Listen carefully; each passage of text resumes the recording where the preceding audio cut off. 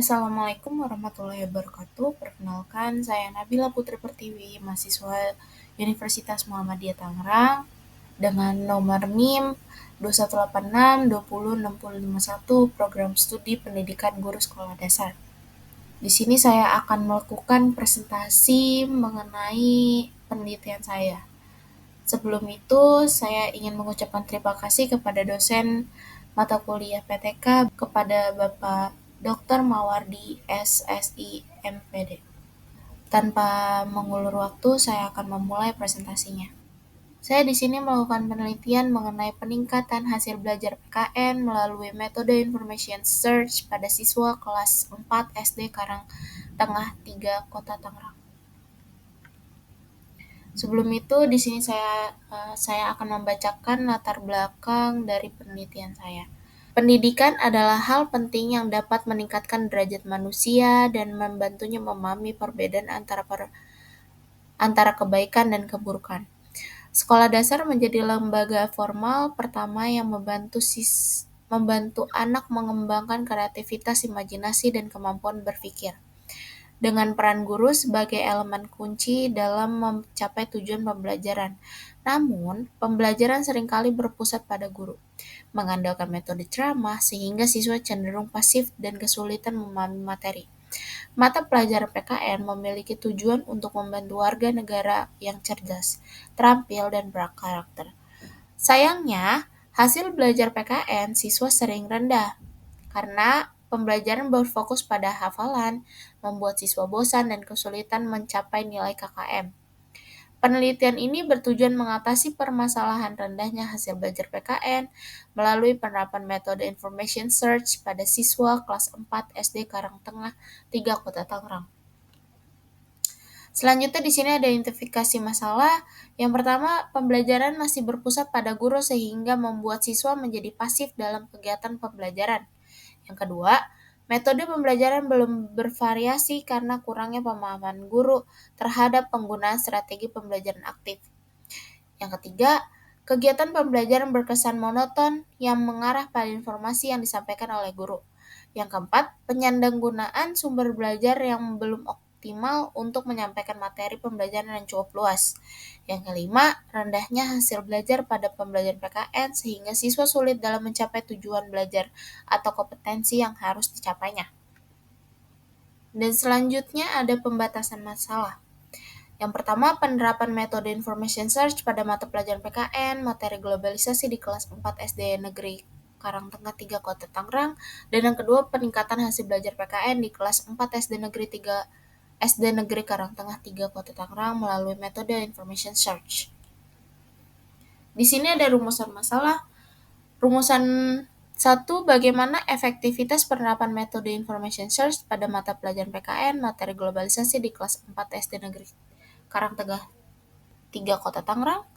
Dan yang kedua, bagaimana upaya peningkatan hasil belajar PKN di kelas 4 SD Negeri Karangtengah 3 Kota Tangerang melalui metode information search. Tujuan dari penelitian ini ada dua. Yang pertama, penerapan metode information search pada mata pelajaran PKN melalui materi globalisasi di kelas 4 SD Negeri 3 Karangtengah 3 Kota Tangerang. Yang kedua, tujuannya adalah meningkatkan hasil belajar PKN di kelas 4.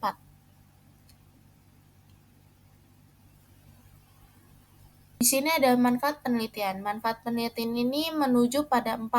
Teoritis, bagi siswa, bagi guru, dan bagi sekolah. Manfaat penelitian ini secara teoritis dapat diperluas mata pelajaran lain dengan menggunakan metode information search terhadap faktor penyebab timbulnya masalah yang telah teridentifikasi dan belum diteliti dalam rangka pengembangan pembelajaran PKN dalam penelitian yang relevan. Dan bagi siswa, menumbuhkan motivasi siswa dalam proses belajar dan meningkatkan hasil belajar siswa baik kognitif maupun afektif. Yang ketiga, manfaat penelitian ini bagi guru mengetahui strategi pembelajaran yang bervariasi untuk memperbaiki dan meningkatkan pembelajaran PKN dalam materi globalisasi menambah pengetahuan guru. Dan yang terakhir bagi sekolah, manfaat penelitian ini kepada sekolah dapat membuat program penelitian baru untuk guru dan meningkatkan kemampuan menggunakan metode pembelajaran. Dan di sini ada landasan teori dan kerangka berpikir. Belajar. Menurut Siregar dan Nara tahun 2010, belajar adalah suatu aktivitas mental psikis yang berlangsung dalam interaksi dengan lingkungannya yang menghasilkan perubahan yang bersifat relatif konstan. Menurut Hamalik tahun 2015, belajar adalah suatu proses perubahan tingkah laku melalui interaksi dengan lingkungannya. Berdasarkan para ahli yang dimaksud adalah seorang dikatakan telah belajar kalau sudah terdapat perubahan tingkah laku di dalam dirinya yang bertuju untuk memproses sesuatu yang lebih baik dari sebelumnya. Perubahan tersebut haruslah bersifat permanen, tahan lama, dan menetap, tidak berlangsung sesaat saja, sehingga satu perubahan yang terjadi akan menyebabkan perubahan berikutnya dan akan berguna bagi kehidupan atau proses belajar berikutnya.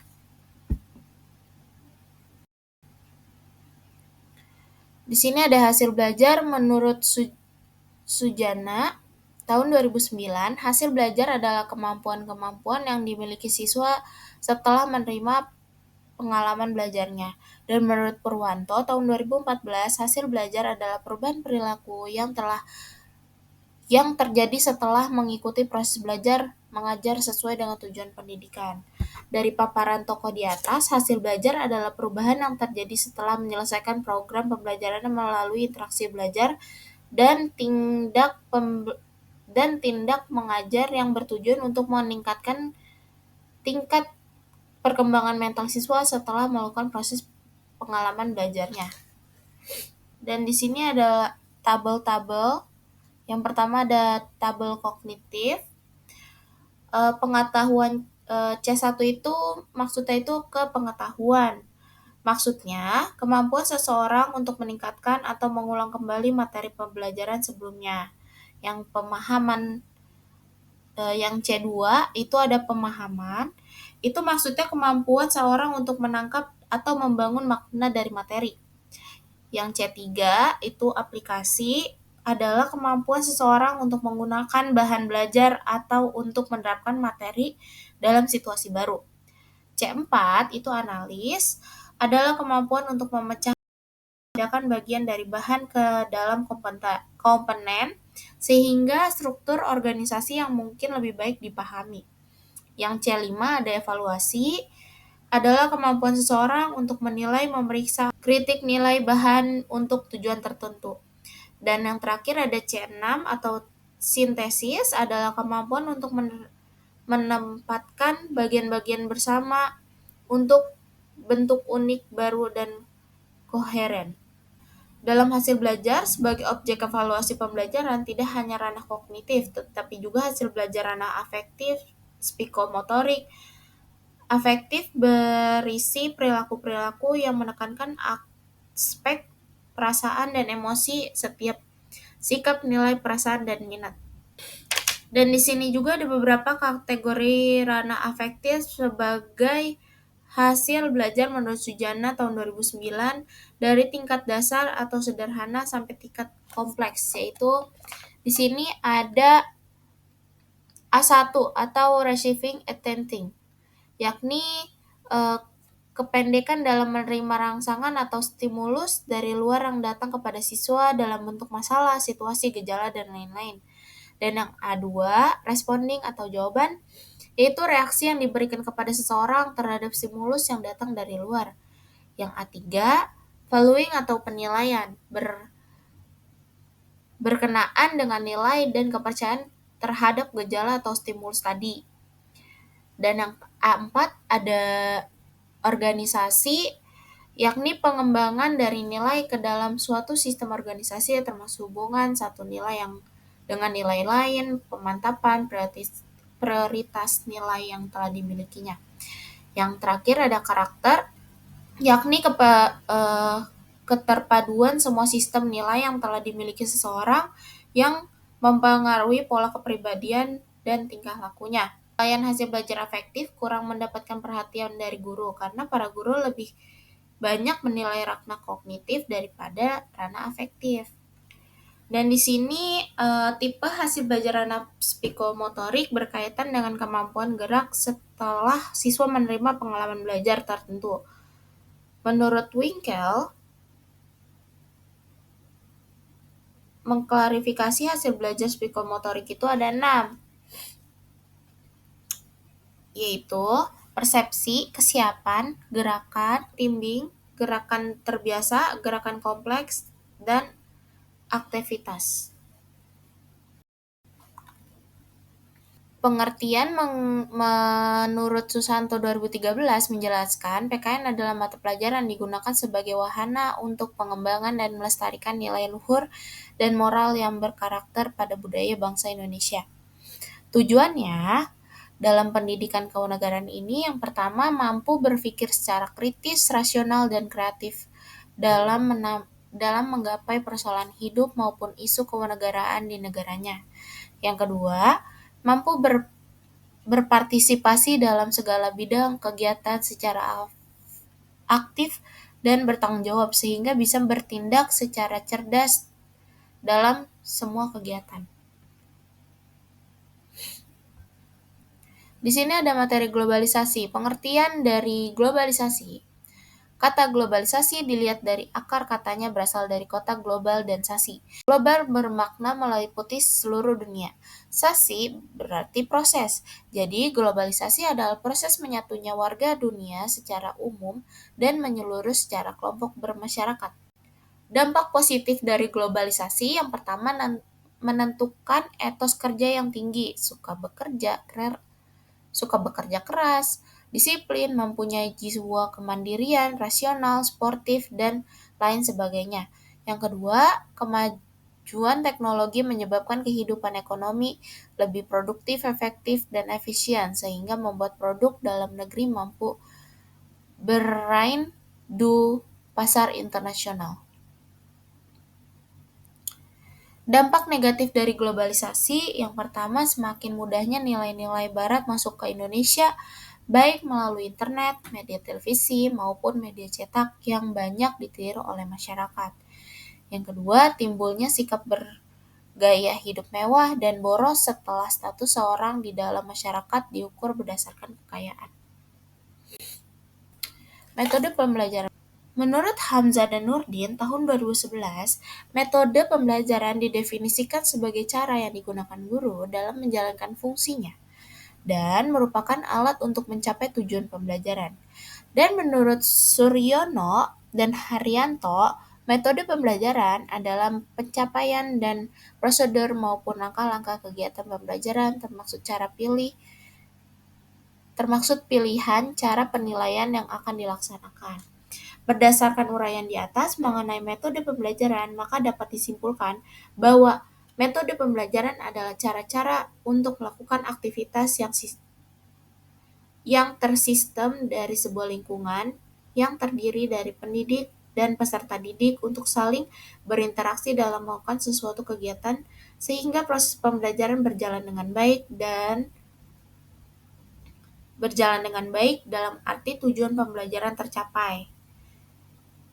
Metode pembelajaran juga dianggap sebagai suatu prosedur atau proses yang teratur untuk melakukan pembelajaran.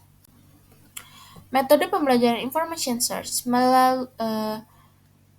menurut Silberman tahun 2013, metode information search dalam bahasa Indonesianya adalah metode mencari informasi yang mana dari metode ini dapat mengoperasikan otak dan memacunya untuk berpikir dalam mencari jawaban. Menurut Amri tahun 2015, metode information search merupakan cara yang digunakan pendidik untuk membantu siswa agar memperoleh pengetahuan, keterampilan, dan sikap secara efektif. Berdasarkan uraian di atas, dapat disimpulkan bahwa metode information search adalah metode pembelajaran yang dikembangkan dari model pembelajaran aktif. Metode ini diterapkan pada materi-materi yang padat, monoton, dan membosankan.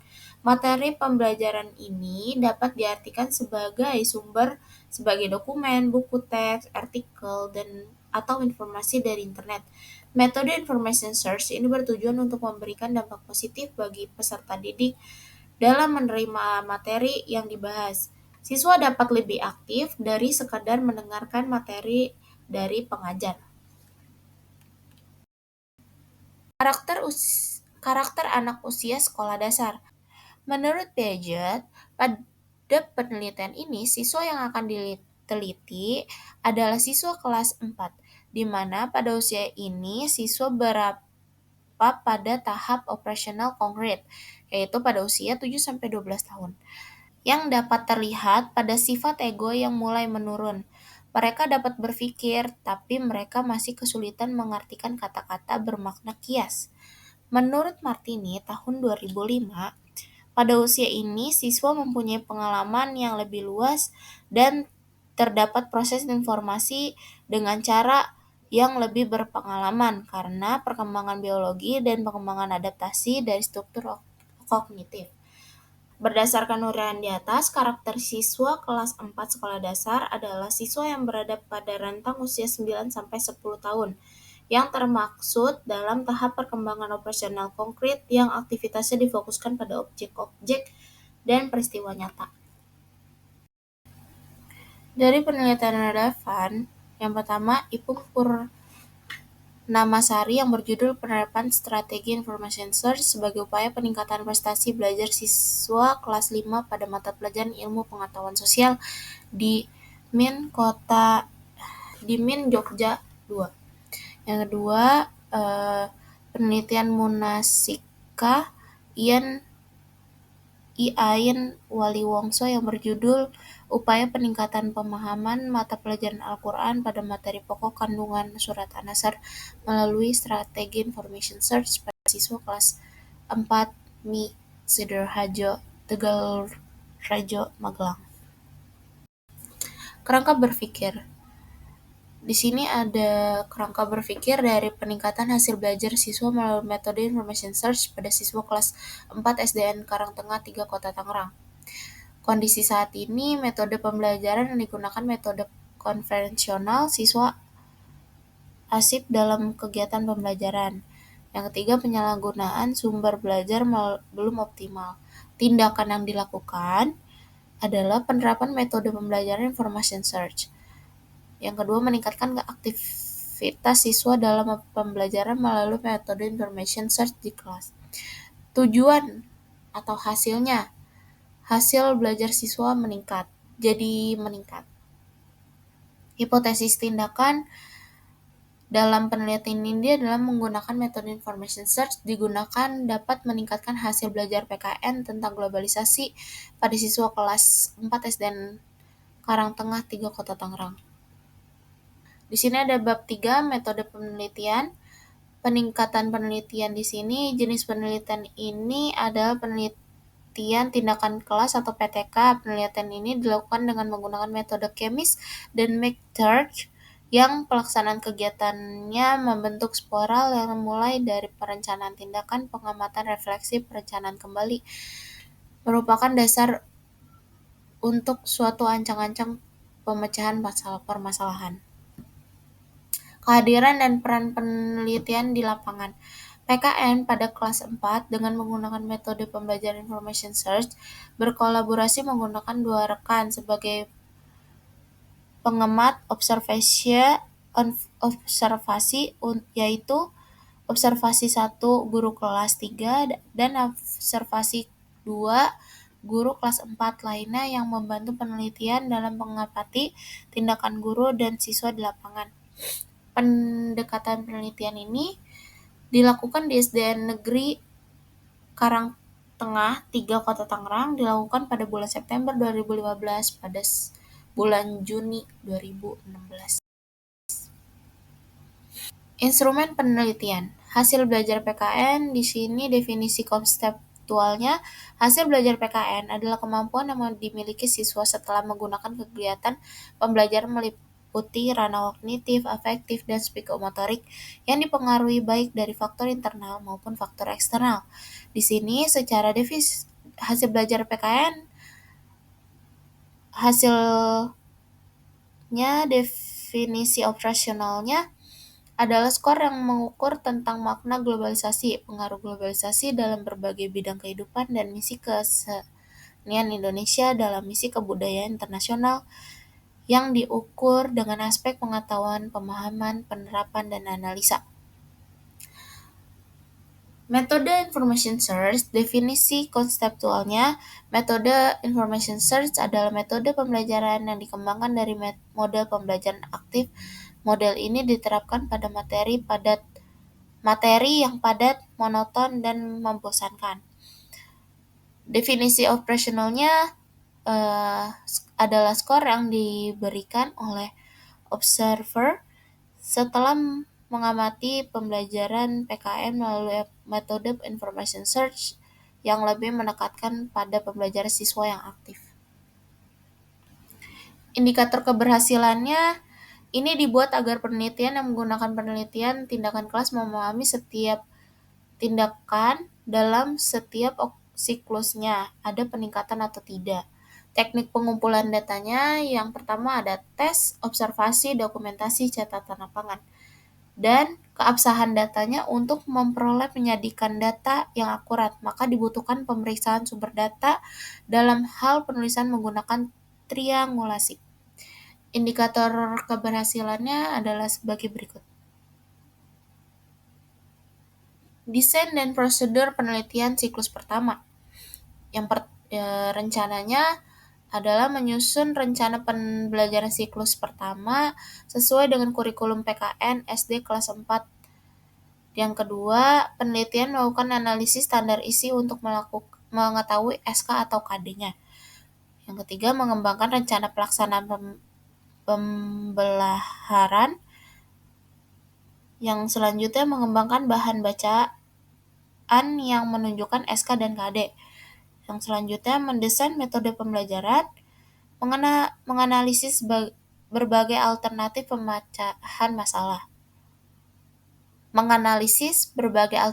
pemecahan masalah.